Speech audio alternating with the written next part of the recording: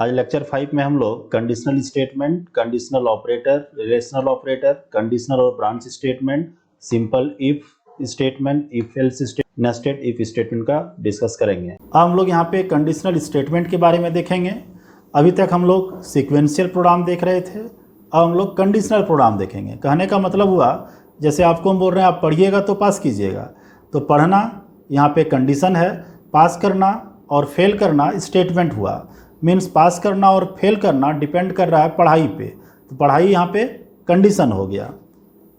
Sometime we need to perform different action based on different condition. It can be perform with the help of relational operator और conditional statement. कभी कभी हम लोग को कुछ work perform करना पड़ता है, ऐसा जो कि किसी पार्टिकुलर कंडीशन पे डिपेंड करता है। तो इस तरह से हम लोग वर्क को परफॉर्म कर सकते हैं प्रोग्रामिंग में with the help of relational operator और कंडीशनल स्टेटमेंट के हेल्प से।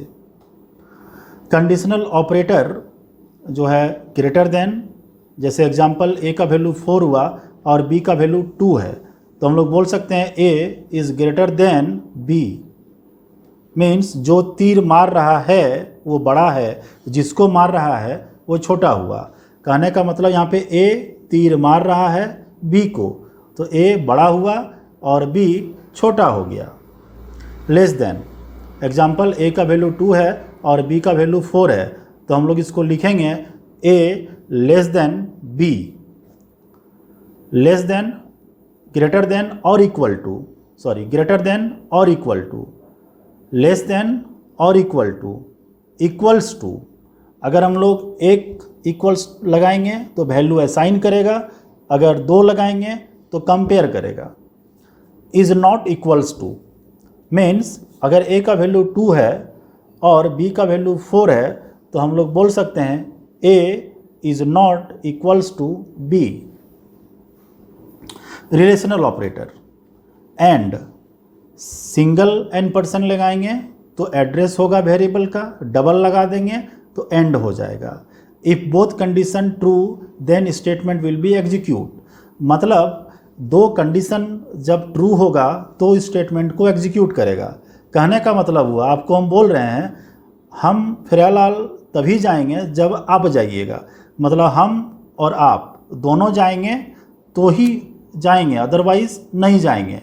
तो मतलब दोनों कंडीशन ट्रू होना चाहिए, और दोनों में से कोई एक भी अगर चले जाएं तो जाएंगे।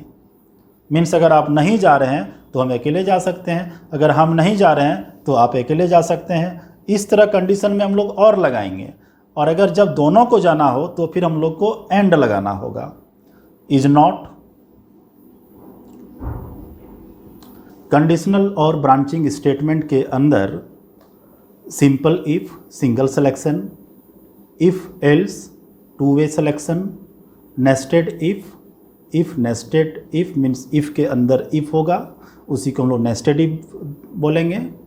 Else if ladder means multiple way of selection, और स्विच केस। ये हम लोग टॉपिक कवर करेंगे कंडीशनल और ब्रांचिंग स्टेटमेंट के अंदर। अभी हम लोग इफ स्टेटमेंट के बारे में देखते हैं। If statement one way selection decision, and if statement is a single selection or decision statement, it is used when we have only one alternative। अगर हम लोग को सिंगल कंडीशन होता है उस समय हम लोग इफ स्टेटमेंट का यूज़ करेंगे। जैसे syntax, if expression, statement 1 statement 2 means more than 1 statement हो सकता है इफ़ के अंदर में। सिर्फ ध्यान रखिएगा, अगर मोर देन 1 स्टेटमेंट रहे इफ़ के अंदर में तो ओपनिंग करनी ब्रेसेस और क्लोजिंग करनी ब्रेसेस देना है। अगर एक सिंगल स्टेटमेंट रहे तो आप नहीं भी देते हैं, कोई दिक्कत नहीं है। The statement are execute if the condition is true. अगर ये कंडीशन ट्रू होगा तभी स्टेटमेंट को एग्जीक्यूट करेगा। मीन्स आप पढ़िएगा तो ही पास कीजिएगा, नहीं पढ़िएगा तो फेल कीजिएगा। ये एग्जाम्पल हुआ। हम लोग यहाँ पे एक प्रोग्राम देखते हैं। Write a program to print maximum of 2 number. 2 number enter करना है और उसमें से जो बड़ा नंबर है उसको प्रिंट करना है, सिर्फ इफ़ स्टेटमेंट के हेल्प से। तो यहाँ पे hash include study dot S, hash include conio dot S, header file, void main, int A B और एक बिग वेरिएबल लिए। हालांकि 2 ही वेरिएबल में हो जाता, लेकिन यहाँ पे एक बिग हम लोग एक्स्ट्रा लिए हैं, सिर्फ सिंगल इफ़ यूज़ करना है इसलिए। तो यहाँ पे A B and big 3 variable लिया।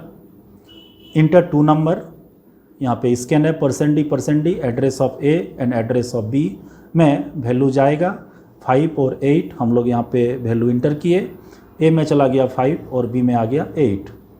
अब यहाँ पे हम लोग क्या कर रहे हैं कि ए का जो वैल्यू है उसको बी में स्टोर करा दे रहे हैं। मीन्स 5 चला गया बिग में, पहले ही एज्यूम कर लिए कि ए का वैल्यू जो 5 है वो बड़ा है। अब हम लोग कंडीशन लगाते हैं, चेक करते हैं कि ए है या बी है। तो इफ़ बी ग्रेटर देन ए, अगर ए नहीं हुआ, अगर बी बड़ा है बिग से, तो फिर क्या करेगा, बी का वैल्यू को बिग बना देगा और फिर प्रिंट करेगा बिग को और गेट्स यस। तो यहाँ पे आउटपुट आएगा 8। अब हम लोग इफ़ एल्स स्टेटमेंट के बारे में डिटेल में डिस्कस करेंगे। The if else statement is a simple selection decision statement that is used when we must choose between 2 alternatives, so it is called two-way decision statement। जब हम लोग को एक से ज़्यादा स्टेटमेंट होता है, मीन्स 2, तब हम लोग इफ एल्स स्टेटमेंट का यूज़ कर सकते हैं। जैसे मान लीजिए आप और हम में चेक करना है कि एज किसका बड़ा है, तो अपना एज को कंपेयर कराएंगे आपके साथ। अगर हम बड़ा हैं तो हम बड़ा हुए, अदरवाइज़ आप बड़ा होइएगा। तो इस तरह का जब प्रोग्राम आएगा तो हम लोग इफ़ एल्स का यूज़ कर सकते हैं। जैसे एग्जांपल के तौर पे यहाँ पे इफ़ एक्सप्रेशन मीन्स यहाँ पे कंडीशन स्टेटमेंट F1 F2 से लेके F1, अगर ये कंडीशन ट्रू हुआ, the statement F1 to Fn are executed if the condition is true.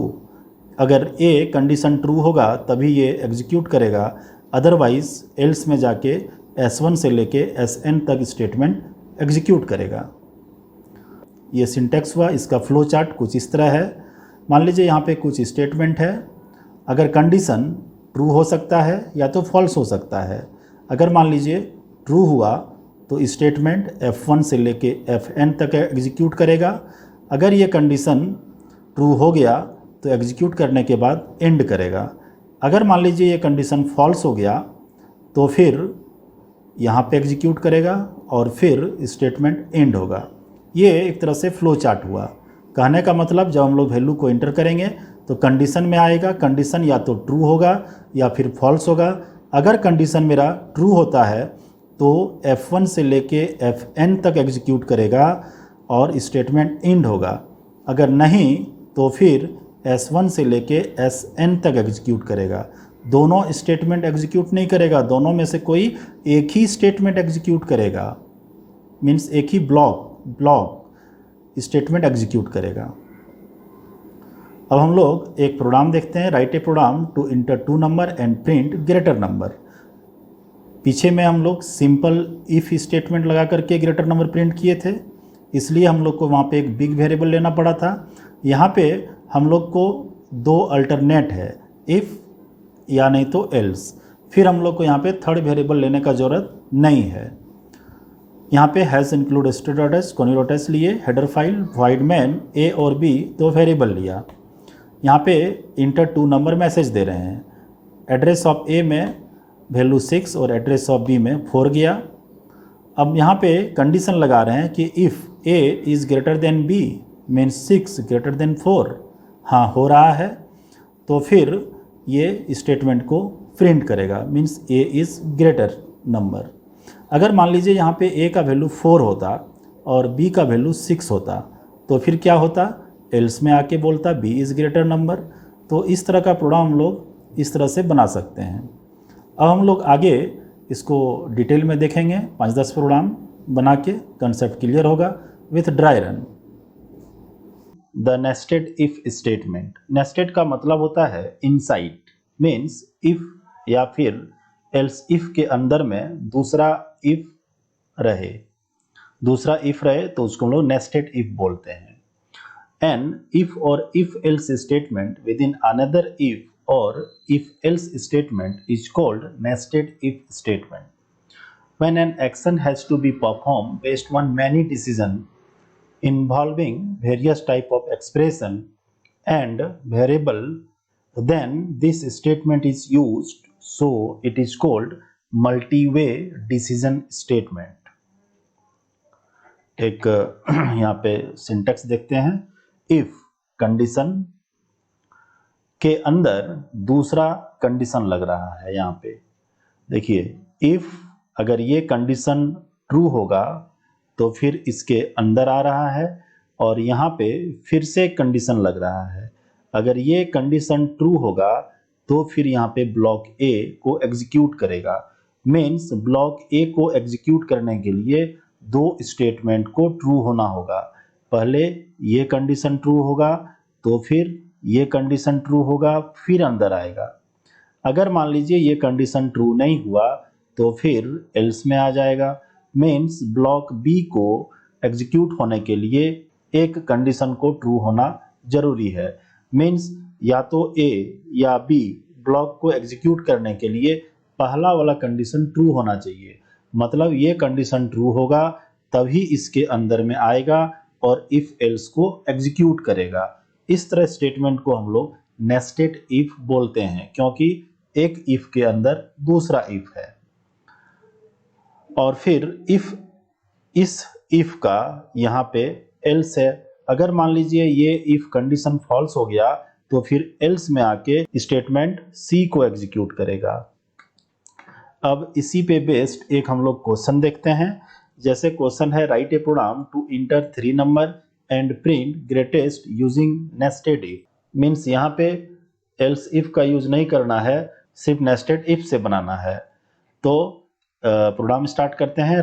Hash include stdio dot s, hash include conio dot s, void main int a b and c 3 variable लिए, 3 variable लिए। Printf enter 3 number, address of A, address of B और address of C में 3 number चला गया। सबसे पहले हम लोग यहाँ पे चेक कर रहे हैं कंडीशन कि if A greater than B, अगर ए ग्रेटर देन बी हुआ, अगर ये कंडीशन ट्रू है, फिर अंदर में जाके एक कंडीशन यहाँ पे लगा दिए कि ए ग्रेटर देन सी, मतलब ए को बी से भी बड़ा होना है और ए को सी से भी बड़ा है। अगर ए ग्रेटर देन हुआ सी से, तब फिर मैक्स नंबर ए को प्रिंट करेगा।